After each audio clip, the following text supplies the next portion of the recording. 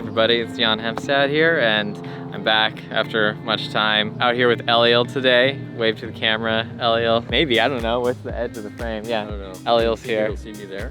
Yeah, I think so.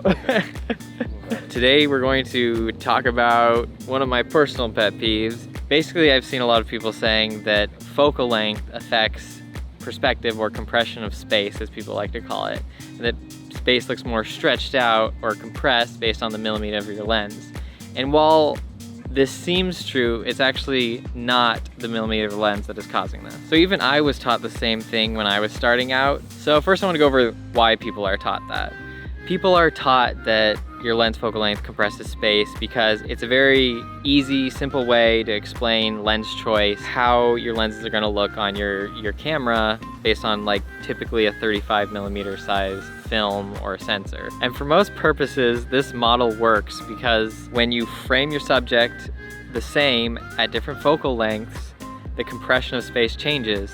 You'll see this in complex camera moves like dolly zooms, like from Jaws, where we see the camera is moving on a dolly and we're zooming simultaneously while moving the dolly, creating this extremely warped, wonky looking perspective change.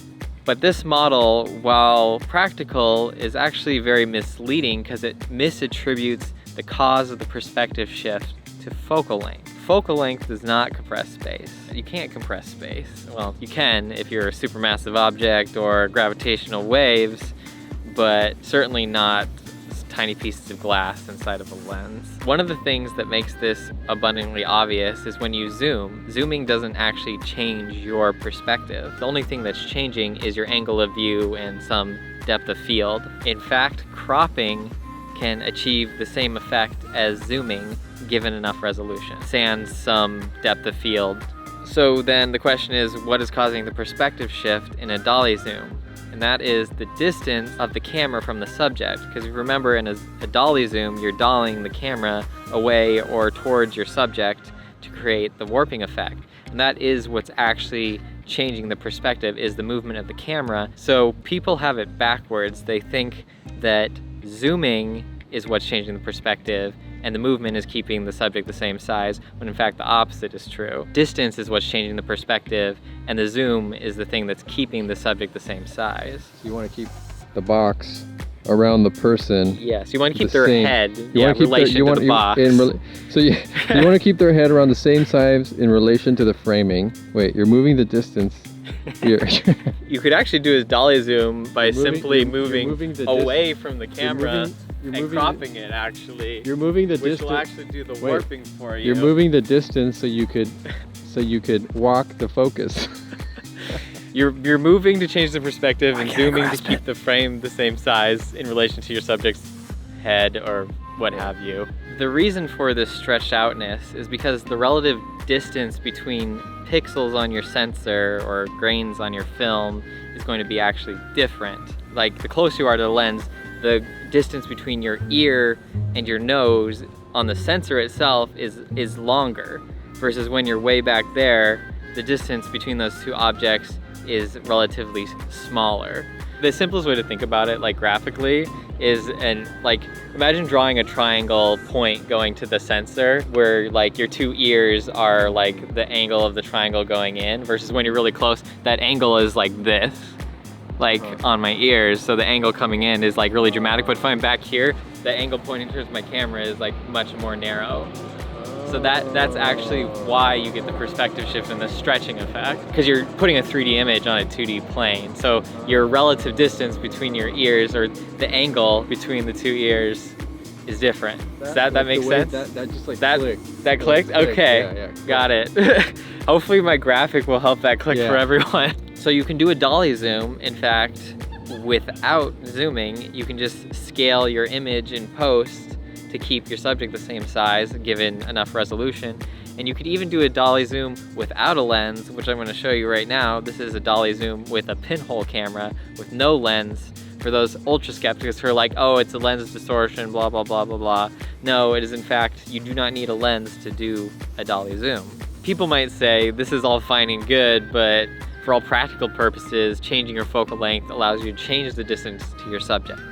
but it actually limits your understanding of what you can do. You might think that you can't do a dolly zoom type shot unless you have a fancy zoom lens rig that can change the zoom properly while you're moving your dolly, or you might think you might have to do it that way. Or if you're using a drone, for example, that is a fixed lens, you couldn't do a dolly zoom, but in fact you can do a dolly style zoom on a drone because the drone is a moving thing. So if you crop it or scale it, you will get that funky perspective shift that you get when doing a dolly zoom because you're changing your distance while keeping something else a similar size in the frame. This will also keep you thinking of your sensor size as a way to alter the perspective of your shot. Many filmmakers will want to shoot on larger formats, and there's a reason for that, because it allows you to get much closer perspectives while keeping that nice bokeh depth of field, so you get these really like dramatic perspective shots. Another misconception that this causes is you hear people talk about a normal lens, and what most people think of as like where the lens distortion looks normal, matches your eyes, and the perspective you'd see in real life. 50 is a normal lens for 35mm format. Normal lenses for other sensor sizes are different. For example, APS-C, a normal lens is around 27mm versus 50, which is actually a huge difference, where you get that normal looking perspective at a normal viewing distance of an image. So on an IMAX format, which is 65mm, your normal lens is actually going to be 125mm, whereas a 50mm lens is actually going to be more like a wide angle lens, and where it's going to get you a more dramatic distorted perspective. If you're in the lens changing your perspective or compression of space model, your brain doesn't really think about how your sensor size or your distance to the subject affects your shot. And that's really, I think, a detriment, because it limits your thinking in terms of what is creatively possible. It's kind of equivalent to thinking that the Earth is flat. While you can exist on the Earth while thinking that model and function, you're not getting to space with that model. And seeing that whole picture is what will allow you to make better creative decisions, tell better stories, and really elevate your art. The one thing I want you to take away from this video: focal length does not compress space.